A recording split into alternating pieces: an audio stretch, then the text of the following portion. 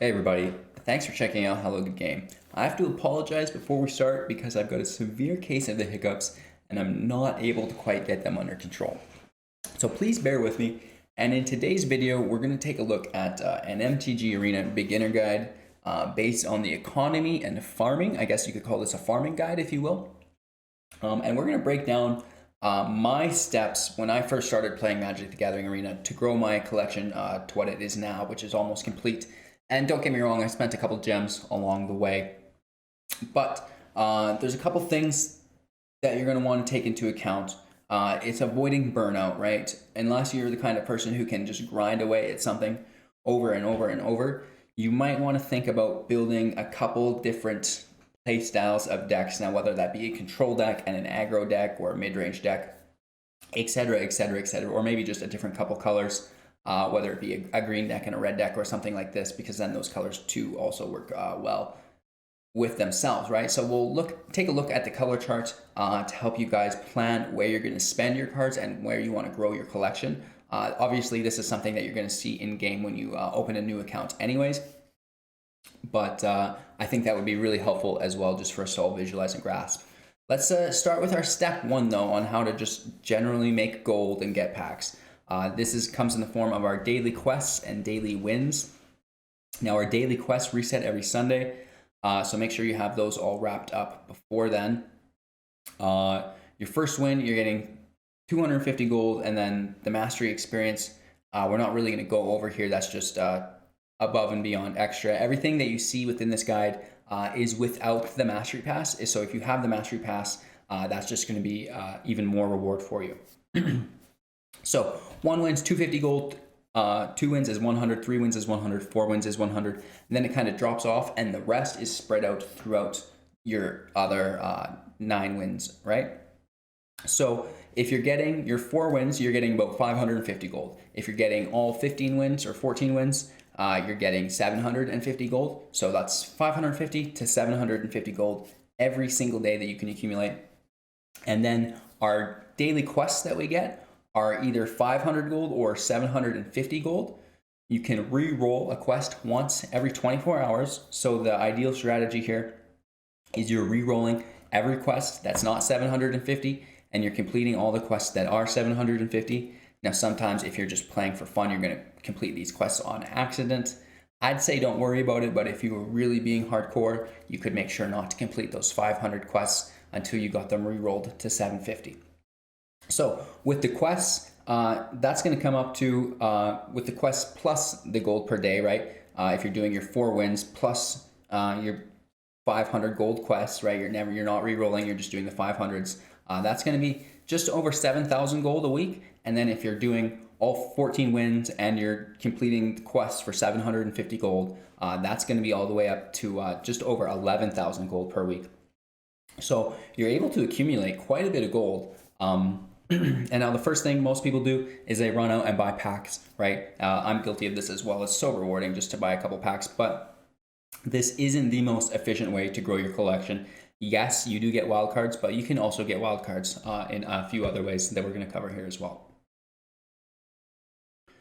So on step 2, we have the standard event. This is, I guess, considered constructed as well.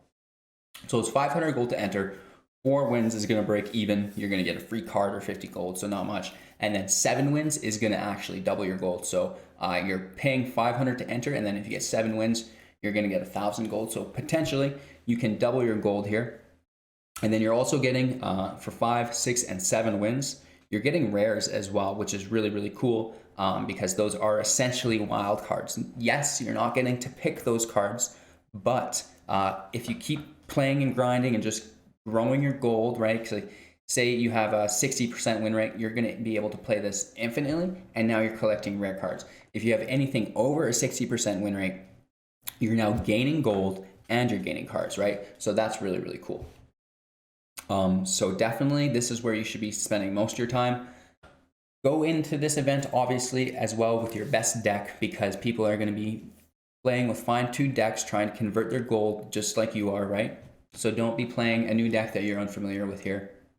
And then, like I said, with a 60% win rate, you're going to be able to play this infinitely. Moving on, Step 3, this is drafts. So the first 2 steps, we're just gaining our gold base, right? We're doing our chores, if you will, the dailies and the quests, getting that gold. And then in the standard event, if we've got extra time on top of that, we're trying to convert our gold into more gold, which is great. And then we're going to take our gold and spend it finally on some drafts. This is the best way to grow your collection if you don't need wildcards. And even if you do, it's probably still the best.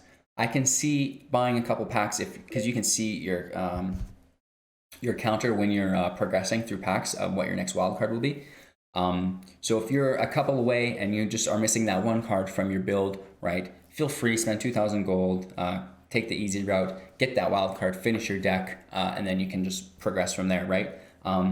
But if you're just generally looking to grow your collection, even if you're not just generally looking to grow your collection, this is 100% the best way to do it for the majority of free-to-play players.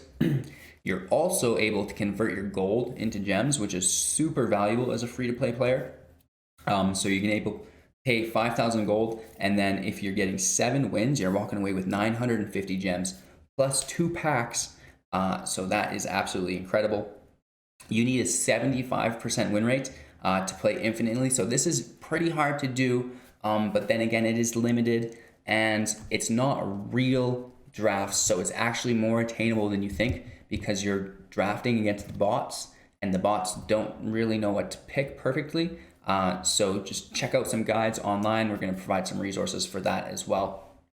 And we're going to get you guys set up there because drafting against bots is really easy to get that fine-tuned deck together of commons and stuff that's just going to slay these limited matches, which is great. So you're able to convert your gold into gems through drafts, which is very ideal. And then that's also the best way for free-to-play players to grow their collection.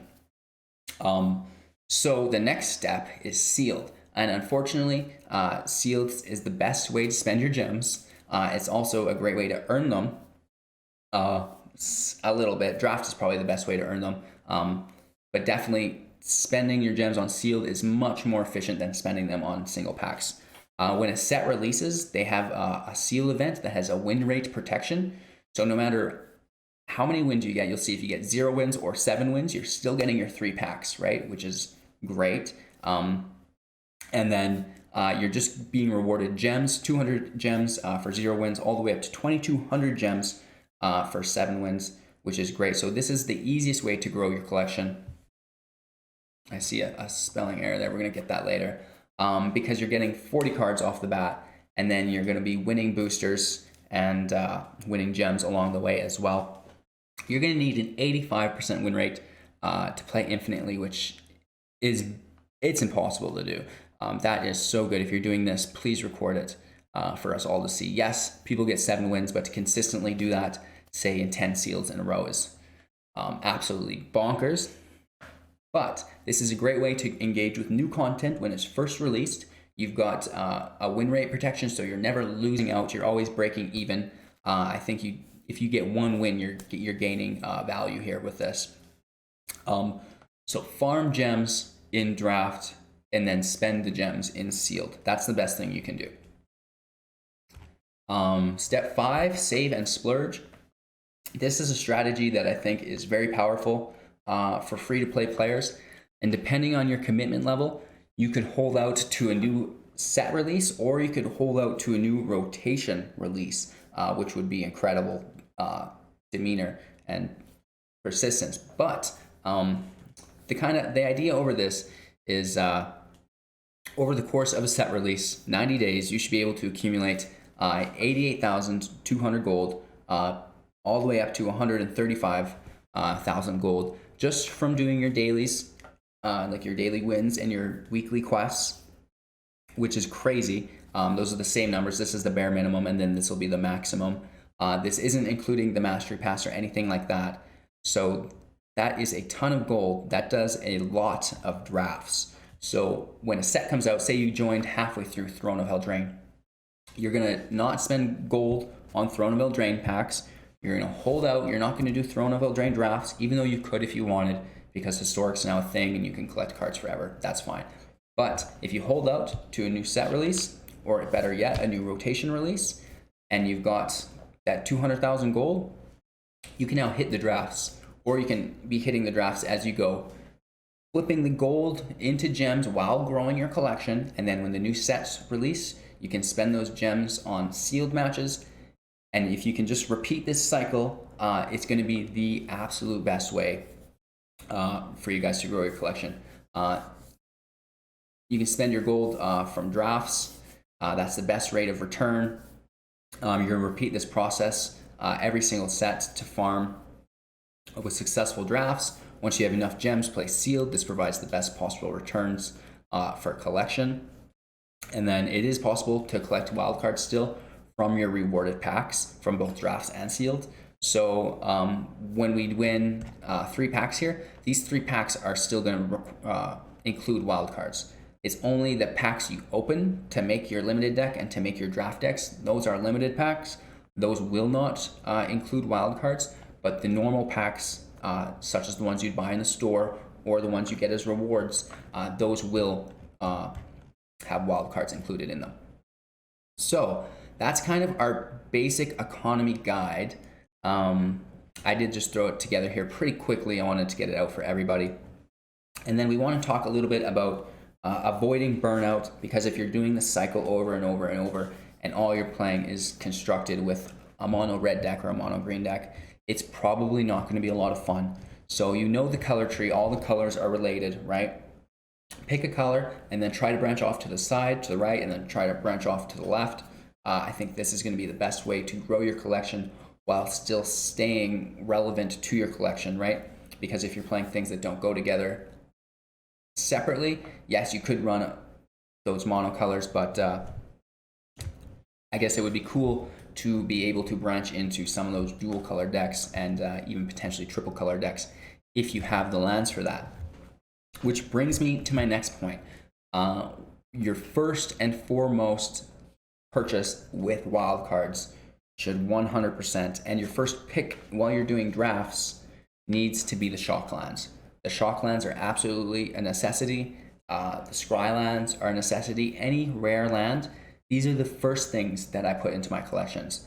It makes playing all of the colors accessible, right? No longer am I tied and bound to a single color or 2 colors or 3 colors because I built my land collection. It's now easily accessible for me and enjoyable and consistent, because when you have the right lands, your games are going to be more consistent with your draws, etc., right?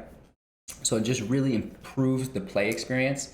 So collect the dual rare lands, you guys. Please, those should be the first things. I know a lot of these creatures and a lot of the cards are really, really cool, but those are the most powerful cards in the game, believe it or not.